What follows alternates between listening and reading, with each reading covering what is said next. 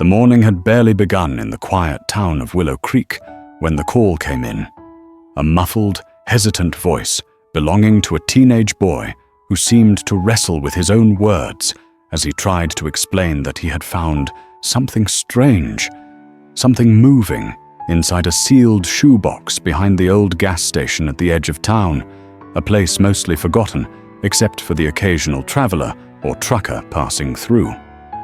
Denise, the senior receptionist at the Willow Creek Animal Rescue Center, had been sipping lukewarm coffee at her desk while sorting adoption files when she took the call.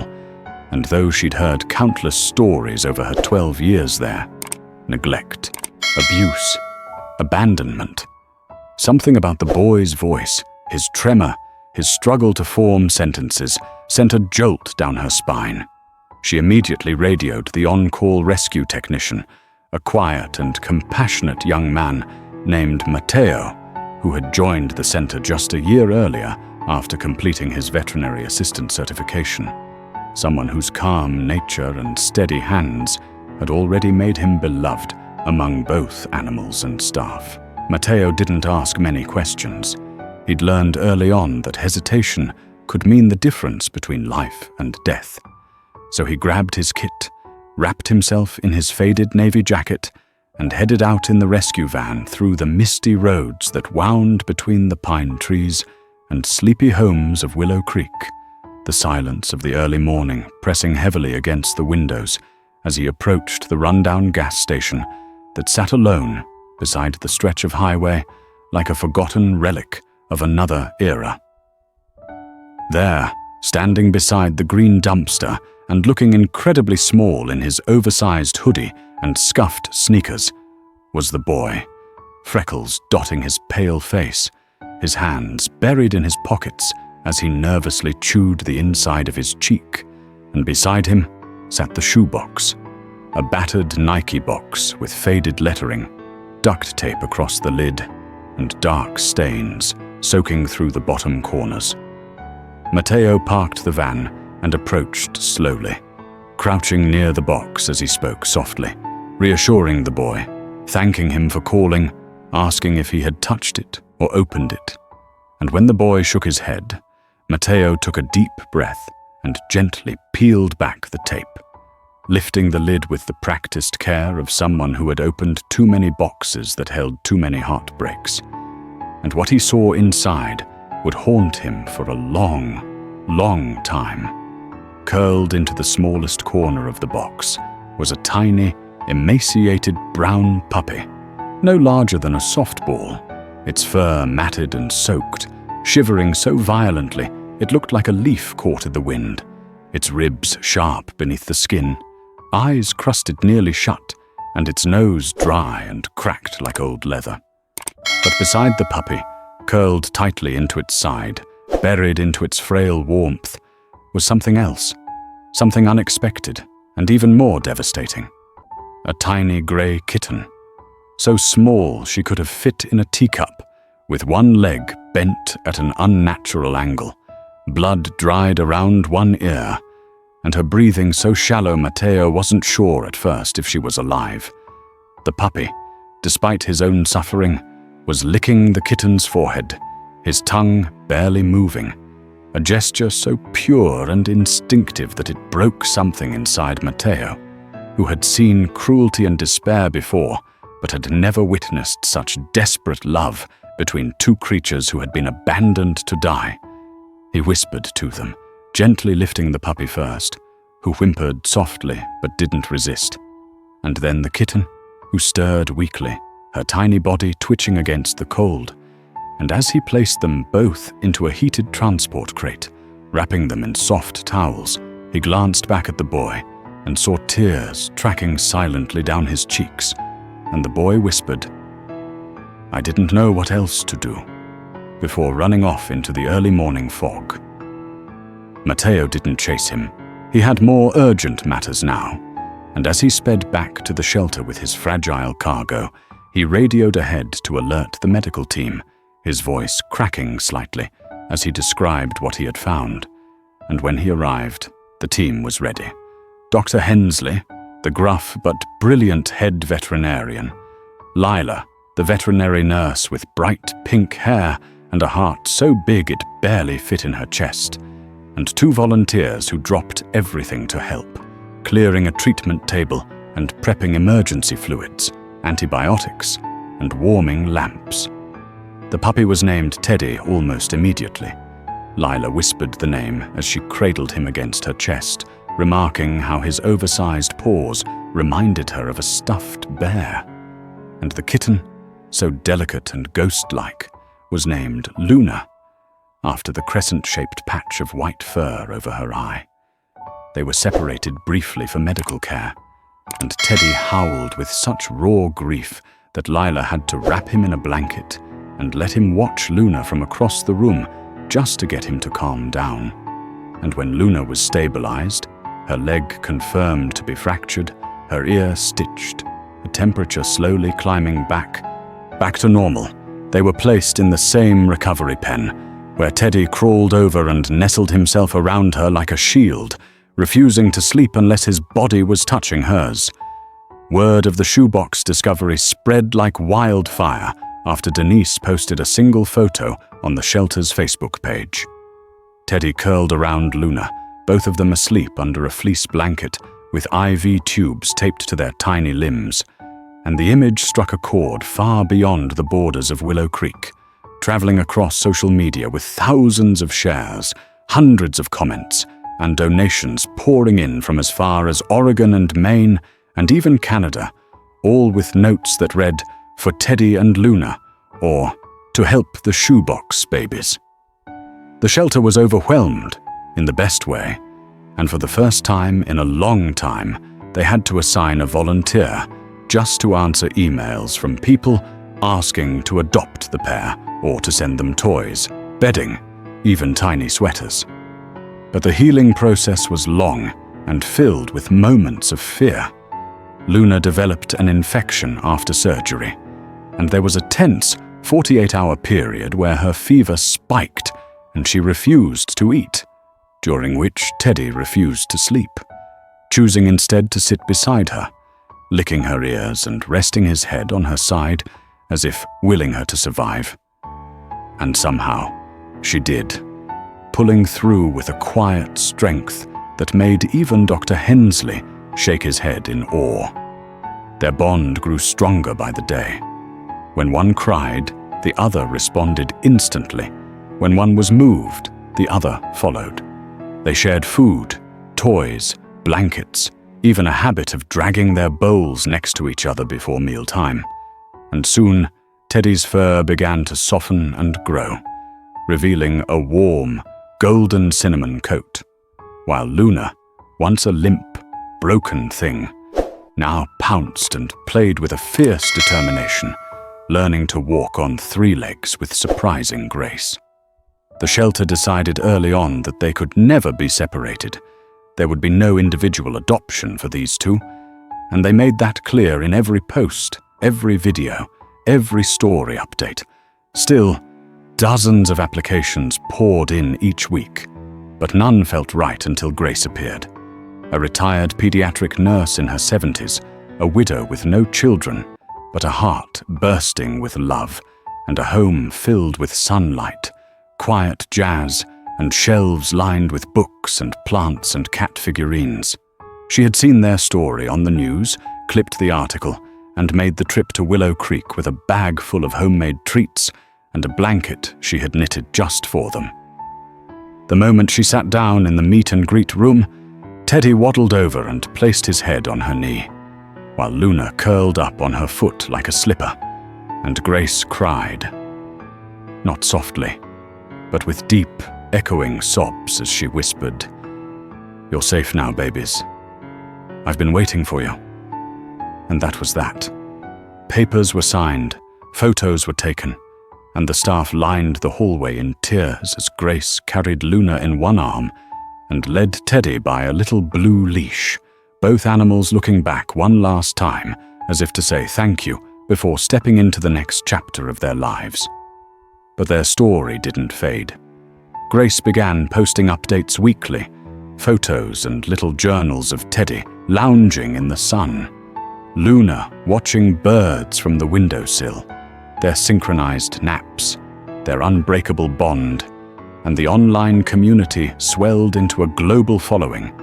People writing poems, songs, even fan art dedicated to the shoebox babies who had survived the worst of humanity, only to show the best of it. Matteo kept a framed photo of them on his desk, and Lila got a tiny tattoo of a paw print and a crescent moon on her wrist, and the shelter used the donation overflow to build a new recovery room, Teddy and Luna's healing den, where animals who came in broken and scared could find safety, comfort, and the hope of a better future.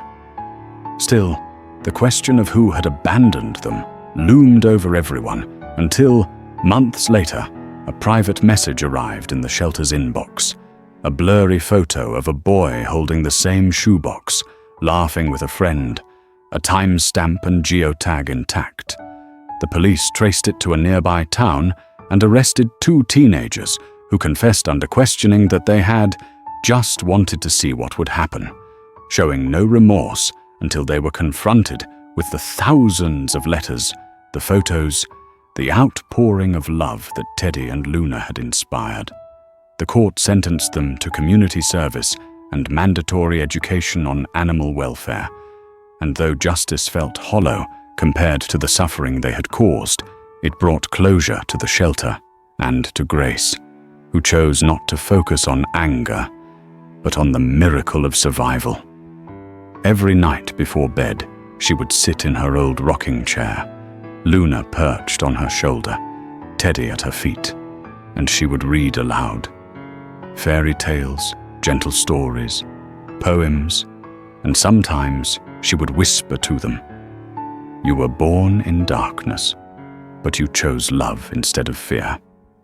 And they would drift off to sleep under the warm glow of the fireplace, safe and cherished, never knowing that their existence had lit a spark in the hearts of millions.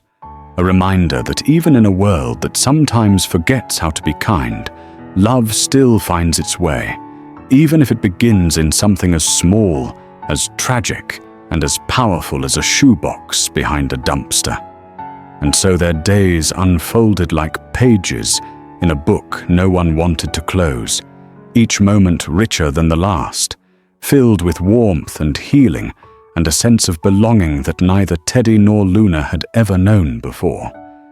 In Grace's cozy home, nestled at the edge of town, painted soft yellow with white shutters, the scent of lavender always drifting through the windows, the seasons began to change, and with them came new adventures, small but deeply meaningful. Teddy discovered the joy of chasing falling leaves, his puppy body awkward and gangly as he leapt through piles of gold and red, often tripping over himself and rolling with such clumsy delight that Luna, perched like a queen on the porch railing, would blink slowly at him before hopping down to join, hopping with determination on her 3 legs and swatting at the leaves he kicked up with quiet triumph. Every morning, Grace would prepare breakfast for the 3 of them, soft eggs and boiled chicken for the animals, black coffee and toast for herself, and they'd sit together in the sunroom, Teddy always nudging his bowl beside Luna's, always making sure she started eating before he did, a habit that never faded, not even months later when both of them had grown stronger, healthier, happier than anyone at the shelter had dared to hope. The bond they shared had become legend among Willow Creek residents, and people would stop Grace on her morning walks just to ask how the shoebox babies were doing, often offering treats wrapped in tissue or hand-knitted scarves that Luna would wear like royalty, her bright green eyes sparkling with curiosity and wisdom far beyond her months.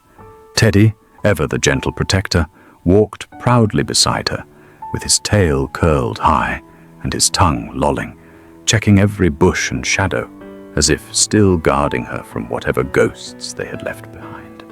And Luna, who once trembled at the sound of doors or sudden footsteps, now moved through the world with a quiet bravery, her missing leg never slowing her down, never holding her back. Grace kept a journal where she documented everything. Teddy's first bark when the doorbell rang, Luna's discovery of a sunbeam on the windowsill, the day they both climbed into her lap during a thunderstorm and refused to move until the last rumble had faded into silence. And she would often sit late into the evening, writing with her glasses slipping down her nose, as the two curled beside her, Teddy's big head resting on Luna's side, like a pillow, their breaths rising and falling in perfect rhythm.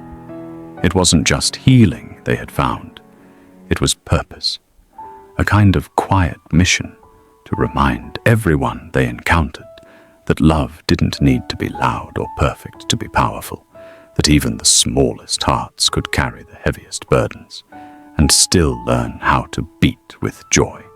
Grace had no idea how much their story meant to the world until she was invited to speak at a nearby elementary school where the children had read a picture book inspired by Teddy and Luna's journey, a gift from a teacher who had followed their story since the very first Facebook post. And when Grace arrived with Teddy on a leash and Luna riding in a soft sling across her chest, the gymnasium erupted in applause, and dozens of children ran forward with drawings and stories of their own rescued pets, all inspired by the tale of the two creatures who survived the impossible and became each other's family. Afterward, one little girl approached her with trembling hands and whispered, "When I was in the hospital, my mum showed me your videos. They made me feel brave." And Grace knelt down, hugged the girl gently, and knew in that moment that Teddy and Luna had become something greater than survivors. They were healers, hope bringers, the silent heartbeat of something much bigger than themselves. Back home, Grace began writing a memoir, not for fame or money, but so that the story would be preserved, every detail recorded in ink, so that no one would ever forget how far Teddy and Luna had come. And as she worked, she would sometimes pause and watch them play in the garden, Luna stalking butterflies with her tail twitching, Teddy digging comically shallow holes just to roll in them, and her heart would fill with something close to awe, because they had not only recovered, they had blossomed. Yet even with all the beauty around them, Teddy never forgot the box.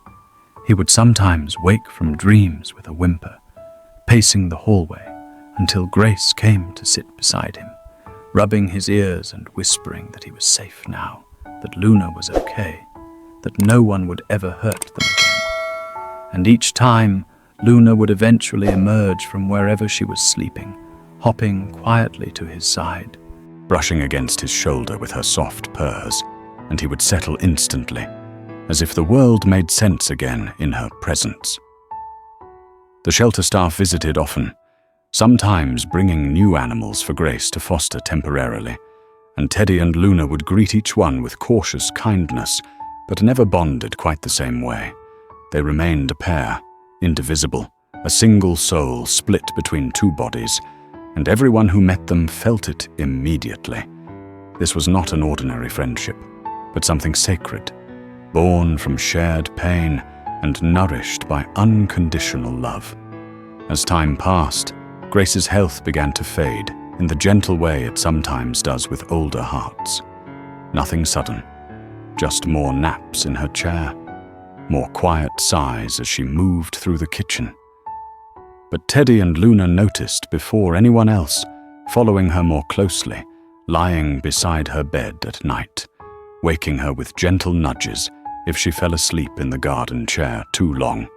And Grace, ever perceptive, began making arrangements, not out of fear, but preparation, because love also means letting go gracefully when the time comes. She contacted Matteo and Lila, now engaged and running the expanded shelter together, and asked if they would care for Teddy and Luna if anything ever happened. And they promised, through tears and laughter and memories, that they would not only care for them, but keep them together, always.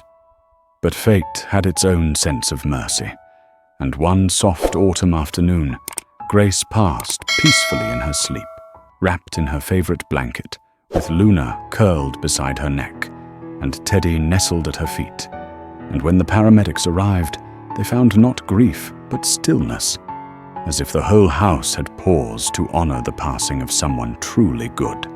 Teddy and Luna went to live with Matteo and Lila, who welcomed them with open arms and warm hearts, their new home filled with other animals, laughter, and the stories Grace had carefully left behind, journals, photos, her unfinished memoir, even recordings of her reading bedtime stories, with the sounds of Teddy's snores and Luna's purrs in the background. The world mourned her in its own way. Tributes poured in, letters, paintings, donations in her name, and the shelter dedicated a new reading nook to her, where children could sit and read aloud to rescued animals, surrounded by photos of Grace and her two beloved companions. Teddy and Luna, now older but still inseparable, became fixtures of the shelter, unofficial ambassadors of hope, greeting visitors, comforting scared newcomers, teaching other animals what it meant to be safe, to be loved, to be seen. Not for what had happened to them, but for who they had become. Every year on the anniversary of their rescue, the shelter held a small celebration. Candles, stories, music, and Matteo would read aloud the very first post Denise had written, the one with the photo of Teddy wrapped around Luna in a box behind a dumpster. And every time he read those words, there would be silence in the room, tears in eyes, and a shared breath as everyone remembered that the darkest beginnings can still lead to the brightest journeys. Teddy's muzzle began to gray over time. Luna's steps slowed just a little, but they remained each other's shadow, each other's anchor, each other's home.